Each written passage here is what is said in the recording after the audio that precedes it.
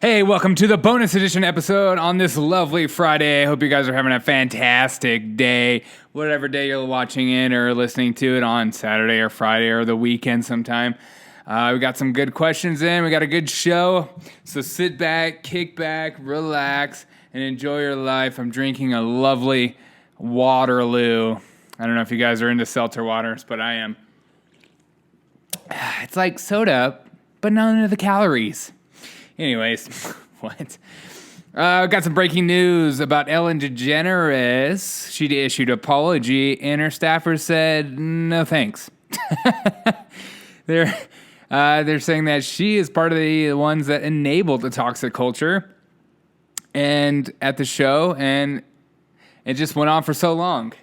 I think this is really interesting because Ellen is just known for trying to be like this positivity person on the radio, on the the networks, and is all up front. Poor Ellen.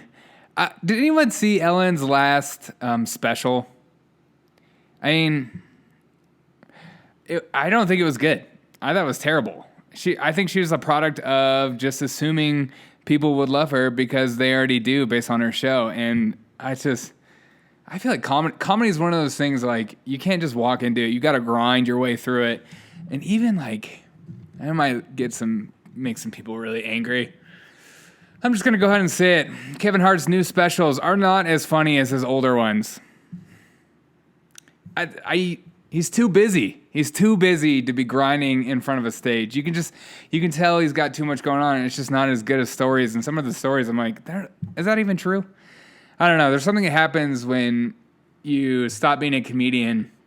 You get into shows and movies, and then that's like your main focus in life. And then you go back to comedy because it's your first, it's your original, it's your first girlfriend, it's your first love.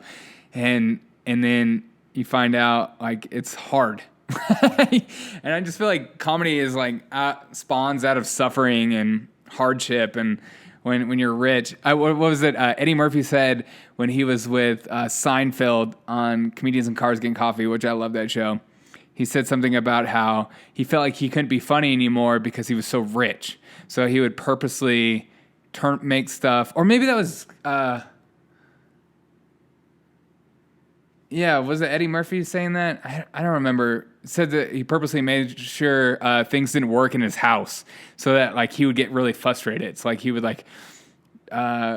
not replace light bulbs and stuff like that, so he would be reminded of suffering. Even if it's like manufactured suffering, you got to have some kind of darkness to pull from when you do comedy. I don't know. What are your thoughts on Ellen? Do you not care about the toxic culture? I mean, I know that she has, like, her fan base is so intense that I feel like even me saying something, I would be, like, bombarded. But maybe they're in hiding right now. Are you guys in hiding? You're my secret Ellen fan people. Anyways, another breaking story that happened later today. So the whole Twitter thing that went down, the meltdown with the blue check marks, which was so funny because it was all the, it's like the popular kids getting in trouble at school. You kind of like it. You kind of like super glad it's happening because when they came back, they were like, "Did you guys miss us, you little people?" And you're like, "Come on, man, give us a break." But the blue check marks all got hacked on Twitter, like Obama and I think Donald Trump Jr. and Elon Musk and a few others, and they were putting up those crypto sites where you had to, like, log on and you could, like, put in your credit card stuff and, like, buy a couple dollars worth and then you get money back. Anyways, he hacked into Twitter. The kid was 17 years old from Tampa Bay, Florida. First of all, I would never assume an aggressive, incredible, smart kid from Tampa Bay, Florida is hacking everyone. I would just think he was, like, in the basement of some mega city where he had, 17 years old. What I would have never thought to bring down a bunch of, like, celebrities on Twitter. It's almost hysterical in a sense. When I saw it happening, I was like, this is It's always good that a company has a little wake up call. They're like, think they're all secure, but they're really not. So, and the fact that it's a 17-year-old, I always assume it's like some 35-year-old man living in his mom's basement, just hacking away, just learning to code. What were you doing at 17? Were you thinking about taking over the world via hacking? Oh, another breaking headline. So Donald Trump had a little sheriff's rally or whatever in Florida, and the media are losing their mind saying his crowd wasn't as big as he anticipated. And I'm just like, okay, it's a Friday afternoon in the middle of the day, and sometimes they just like really are really pulling from stuff. I mean, yeah, it looked like they were really prepping for a huge crowd, and it looked about like 100 people were there, and that's a pretty good amount, but not thousands of people and stuff like that. But it's the middle of the day on a Friday. If you have time to go to a rally, then you probably don't have a job. So in the middle of the day. Also, breaking news: the Microsoft is looking to buy the Chinese-owned TikTok, which is so great because I got off TikTok because of the whole thing that they were watching what you copy and paste. So if you were to ever like copy and paste your credit card number, they had that on file, like the Chinese government. So I stopped using TikTok and I know that everyone's stealing your information because there's like, as you know, as they say, nothing in life is free. So I would like Microsoft to buy TikTok because I would like to go back on because I thought that app was pretty cool and pretty useful. It was like Vine. It was literally Vine, but just a better looking Vine. And it's funny to see all these younger kids using it like, oh my gosh, this is brand new. No one's ever thought of this. And you're like, oh, dude, this was pre-Vine. Do you guys ever go on YouTube and just type in like old Vines and watch them? There's just so many classics just growing up with, just laughing at those things. And I'm not even that young, but I used to watch all the Vines. Okay. Another story coming in. A popular influencer goes viral for insane job posting for a personal assistant who must cook, clean, manage social media, be on call 24/7, and never show emotion. But she's paying $25 to $30 an hour. That's way more than I make. So maybe I'm just going to jump on and be this girl's personal assistant. She looks like she's about 17 years old. Who is this young and can just like, get somebody to be your assistant? Girl, just do it yourself and make as much money as you want. Who is this? Who are these people?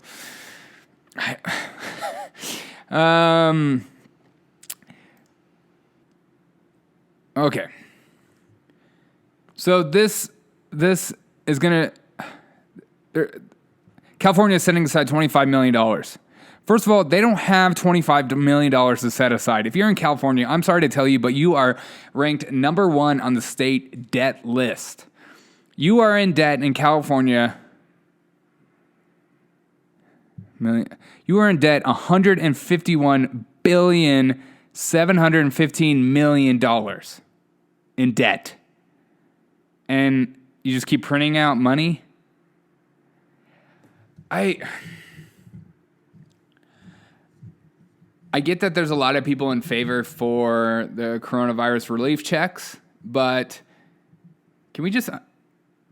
you guys are with me, right? We understand how economy works, and you can't just like print money, and the government doesn't really make money.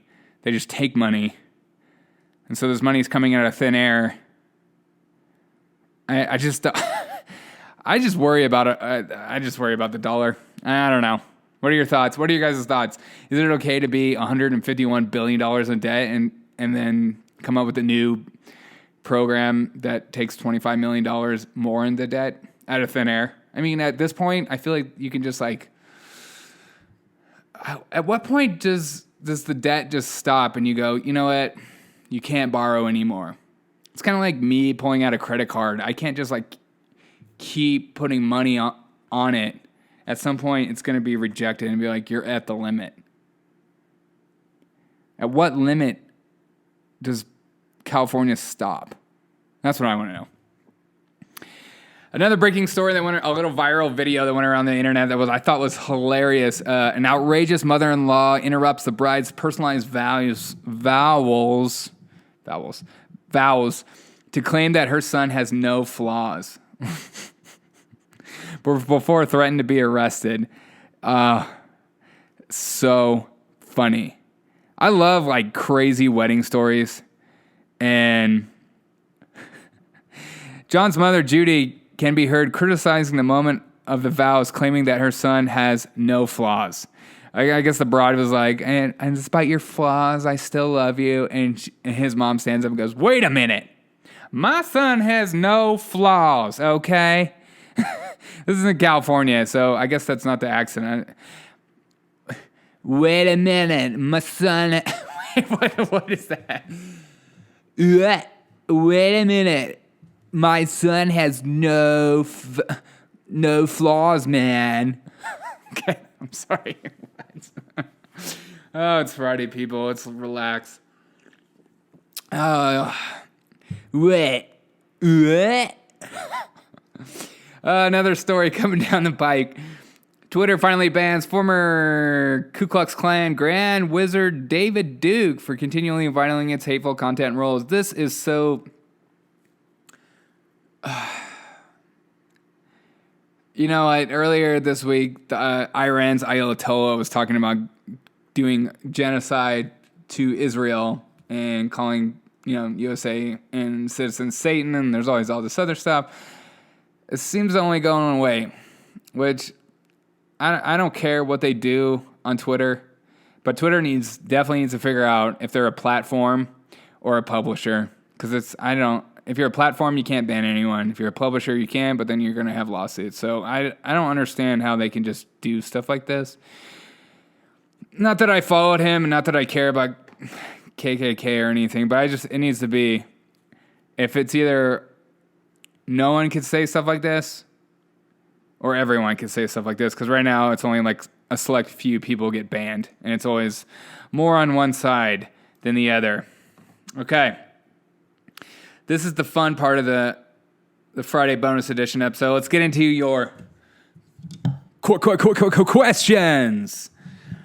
Dane comes in and says, how did you come up with the 1 minute news? Dane, brother, this is why I started the 1 minute news. This is it. Buckle up your seatbelts. You're about to be blown away by the amazingness of why I started the 1 minute news. Just kidding. So I love reading the news. I love politics. I love getting into stuff like that. I love the philosophy and the understanding of why different parties believe different things. And I love, presidential candidacy races. I love like the House and the Senate. And I just love politics. And I've kind of always grown up around it. Parents were always into it. Stepdad ran for town council. Shout out to town council. And one day I'll probably run too. I don't know. It just seems kind of fun. Even though all the hate you get from stuff. And maybe this podcast is helping me learn how to deal with just trolls and lies and all kinds of stuff like that. But yeah. I started it because I would go every morning and night to the news, and all I would see is commentary. That's just commentary. There would be like 2 minutes of actual news throughout the whole day, and then the rest of the 24-hour stream is commentary about that 2 minute news. And then occasionally there would be breaking news, but it's just commentary. And I would go to other websites and stuff like that, and I'd read through, and it was about the same stories every day, which is, it's the news. I know they make up a lot of stuff these days and try to really stretch out articles and rewrite articles in different ways to make it seem like it's new just for you to click on their website in order for them to get money. But I saw it as an opportunity. I said, you know what? sometimes when I'm so busy, I wish I had just like a quick segment news of just the facts for the day for me to think about. And for those people who are just so busy, they're like, they don't have time, like, or the passion I do to like read through the ridiculousness that news media writes about actual events. And I have time to do it. So I was like, I'm going to start this 1 minute news, and I'm just going to get up in the morning every morning and just sift through the craziness. And I use about 30 or 40 sources every single morning just to double check and fact check what I say. Sometimes I get it wrong just because it is so hard to figure out what the actual news is, even though I'm trying to figure it out. Even though I spend hours going through the news, I still struggle with sometimes, what is the actual facts of this story? The media is very good at manipulating people, especially in their headlines. Good Lord. I mean, people share on Facebook and Instagram and all that stuff, just headlines before they even read the article. I had one guy ripping me up for a thing I did earlier this week on Parler, which is like a whole other social media platform, which I also use. I use all the social media platforms. I see it as an opportunity to grow, not because I'm like, oh, I have to be on this. But he was, and I asked him, did you watch my video? Did you listen to my podcast? And he said, no, but I'm just going to argue your title. And I was like, just watch the video or listen to the podcast, and then we can have a discussion. But he refused to do that. He's saying, like, why don't you just engage me? I'm like, because you're arguing about something you don't even know. And I wanted to, that's why I started the 1 minute news, because I want people to get the actual facts of what's going on in the world, because I feel like majority of people who are arguing about stuff going on in the world don't even have the real facts. And information is power, people. That was a little bit of a rant. So whoever controls the information has all the power. So if they're lying to you, if the media is lying to you on a story or spinning a story based on their political beliefs in order to make their candidate look better, then that's bad, correct? Because I think it's bad. I wish, the media would. I appreciate when people are upfront about their political beliefs when they're in this in the industry of doing news commentary. Like people like Ben Shapiro, he is very upfront with how conservative he is. So I like when I know that thought process. Okay, or like Tim Cass or Tim Pool, whatever his name is, says he's a liberal, and you know kind of what's going on when he does his commentary. Okay, next question. This is from Stephanie. How did Marxism get so widespread in this country? Good Lord, that's like a 20-minute extra bonus. I have to feel like I have to be careful what I say, especially because I work in this field. I believe this kind of ideology has been present in education, and we are watching the fruits of particularly secondary education like college, high school, even in middle school, this type of philosophy of burning it down. And I feel like I do a whole show on that. I also feel like I'm not the person to talk about Marxism that much, because I do know about it, but I don't know so much about it that I can make this podcast interesting. What are your thoughts on the whole Antifa thing and where it spawned from? Do you think it started in education? Because I think it did. I think it started early on, and we're watching the fruits of labor. Because even when I was in school, I saw beginning markings, and I also saw it while I was in college, and especially in college, and it was encouraged in college by other professors to be more segregated and have more segregated groups, and also just constantly questioning the system and questioning history and where we're if it's all good, if it's all bad, and if we should burn it all down and we should start new and fresh, and our ideas are better than the old ideas. The old ideas were wrong, and the old ideas were just, racist, and we need to get rid of everything. I don't know. What are your thoughts? I'm still trying to work through this whole Marxism thing. I'm not the person to listen to about that. Okay. Boogie's Boogette said, who do you want to hear my collab with next? Dude, I don't care. Boogie's Boogettes. Dude, I don't know who you are for one, so I want you to collab with me next because, my beats are fire and my freestyle is incredible. Styling, wilding, profiling, exiling, I can go all day, so get ready.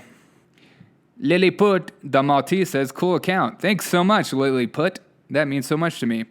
And Andy asks, what are your thoughts on what do you see from the media regarding the protests in Portland? Love this question. I love these type of questions because like I said, I use every source. I don't discriminate. I'm not like, hey, I'm only liberal, so I only go to like some of my friends on Facebook. I always see them just reposting Huffington Post and New York Times. I'm like, you need to broaden your horizons, man, because you're in this little tiny bubble, and you're just gonna stay here and be safe. So I use every source, and so I feel like if someone needs to comment on the different aspects of media, I feel equipped for that, if that makes sense. So what I see is this. MSNBC and CNN, I saw it all week and I saw it the last few weeks, is that they were really focused on the federal troops. They were focused on Donald Trump going against the wishes of the governor, Katie, I think her name was, Kate Brown, is that what it is? Going against her wishes, and then that mayor as well. I forget what he looks like. I just know he's got glasses and white hair. And he got booed and told to leave his job when he thought he was going to be a part of the protest. And turns out they're Antifa members and they want to burn everything down and they don't like you. Surprise! Your friends aren't your friends. Anyways, so on the liberal side with CNN, MSNBC, Huffington Post, BuzzFeed News, Daily Beast, especially David Beast, good Lord, they were really focused on these unmarked cars. Like, sometimes when I read these articles, I'm like, have you ever lived in a city before? Like a big city? Cops drive unmarked cars everywhere. That's just part of their gig, especially like drug enforcement, ATF. I mean, could you imagine if like every cop car was marked? It'd be so easy to if you were into a real crime. Like they're trying to burn down a federal courthouse. That's real crime. These people can't just show up in cop cars. They just dismiss, or they would attack the cop car. So unmarked cars are a thing. And I heard other commentators talking about that, which I just thought was silly that was a lot of my liberal friends too were posting about how they were just couldn't believe these unmarked cars. I'm like, have you ever seen live PD and arrest shows when you're serving a federal warrant or you're serving a warrant for arrest? It's not like this peaceful, hey, how's it going? We're here to arrest you and here's your rights and here's your Miranda. No, these people travel in packs and groups. You got to wait till they're spread out and thin. And then when they're by themselves, then you follow them and then you arrest them to make it as safe as for you and them as possible. So I saw that on the liberal side. I saw them really focusing on the federal government, how Trump was almost very Hitler-esque. They were really hammering in on that idea that he was controlling them, and this is a precursor for a civil war. And Maxine Waters was talking about how, and also Pelosi was saying see, this is what happens if Trump loses. If he's going to lose, this is a dry run. She said a dry run. So that was the big push about what was going on there. And then I saw on the conservative side was a really main focus on the group of people that are no longer protesters, so that when the protesters leave and then the rioters come in, that they only focused on that core group of people. And they were focusing on how, how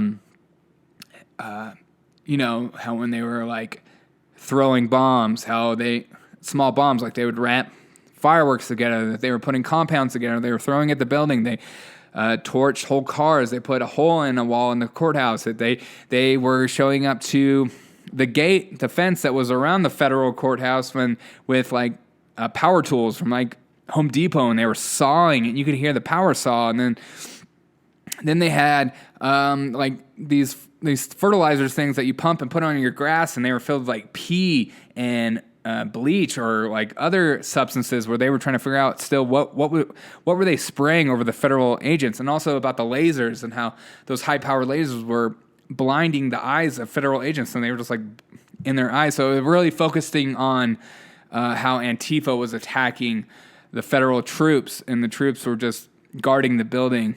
So it was really interesting to see those two different sides, because you could see why one would emphasize the other, right? That in a democratic city and for a Democrat controlled city, they were completely out of control.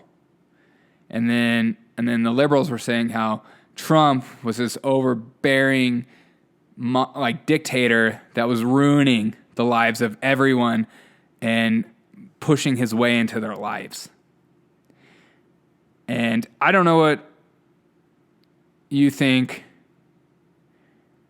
but I thought that was really interesting. I just think the media is so manipulative, and just another reason why I started the 1 Minute News. They have, and we all have a bias based on our culturally where we are, economically, geographically. We have a lens in which we view stuff. So, and we have to always try to rein that back and try to like see it clearer through both sides. And I saw on the liberal side, they were jumping more hurdles to make a story. And I saw they were struggling with the context of what was going on. Because it's hard to admit, like Portland right now, they were like at a moment where they were like, okay, maybe this federal stuff is actually a good thing. And you could just see how they were struggling with like, these people aren't our people. And so, but at the same time, they're like, they want to say it because they keep calling them protesters. And that's the word I want to cancel this week, is protesters. I want to add a cancel culture is being added to the show. We're canceling the word protesters. I swear on my life, if I see another headline that says protesters that ends in violence, this is not protesting. Or if I see mostly peaceful, or it just puts a bad name on protesting. Because then what about like, I saw California, people were protesting for the rights of children and all the abductions that are going on. And, no one died, no cars were burned, no stores were looted. That's a protest. When you're throwing bombs at a courthouse, you're bringing pee and bleach to spray on federal agents, you're blinding them, you're, throwing fireworks and firecrackers at them all the time, you're beating up people, you're like that conservative journalist that got literally stabbed in the back, a black conservative journalist got stabbed in the back by an Antifa member. That should be on every news channel. Remember Jussie Smollett? That was on everywhere. But because he's a conservative, nothing happens. I wish the media was fair. And I wish they would lay down their wants and desires for how the country should be run and just be honest with the news and not be as biased as they are today. It's exhausting to be a part of and exhausting to watch. And it's getting more abusive and it's just getting more insane by the minute. And you can just see it in the way they talk to politicians and and also like Kelly McEnany. I just miss, or like today, when they were talking to Fauci and the CDC guy and also Bill Barr over the week. Every time they ask this person a question, and the minute the answer isn't something they want to hear, or they feel like their constituent, their people that vote for them don't want to hear like the real information of what's going on, like when Bill Barr was really trying to tell the truth, or when Fauci was trying to tell the truth, or the CDC, or anything like that, they would immediately start saying, I reclaim my time, I reclaim my time, I reclaim my time. Which how are we as a society supposed to grow, and how are like you're supposed to like be like, as a politician going back to your state, you know, I really grilled him, went after him. We learned a lot, and turned out we were wrong, or turned out he was damning. But you can't just like say, hey, Bill, you murdered somebody. And then he goes, wait, what? No, I didn't. And you're like, no, I reclaim my time. That is the most fascist thing ever, to not allow somebody to speak when you're accusing somebody of something like that, especially in a court. That's just, or a hearing. That's just ridiculous. So where am I going? It's Friday, people. It's been a long week. So, Andy, that's what I kind of saw on the two different sides. I appreciate your question. Let's get some more of these questions in. I love them. I'm enjoying it. And I think I'm done. Have a fantastic Friday. I have an interview coming up on Monday, which I'm very excited about. Some of you might not be excited about. She's a Trump supporter, so I know some of you guys, that's not your thing, which is totally fine. I want to get liberals on the show too, but every liberal I invite on the show says no. So, and I'm not here to play gotcha games. I'm not going to be like a journalist that's like, gotcha. So your mom thinks you're stupid. What do you have to say about that? My mom says that? I don't know. What's going on? Have a fantastic Friday, people. Have a great week. And I'll see you tomorrow morning for another edition of the 1 Minute News.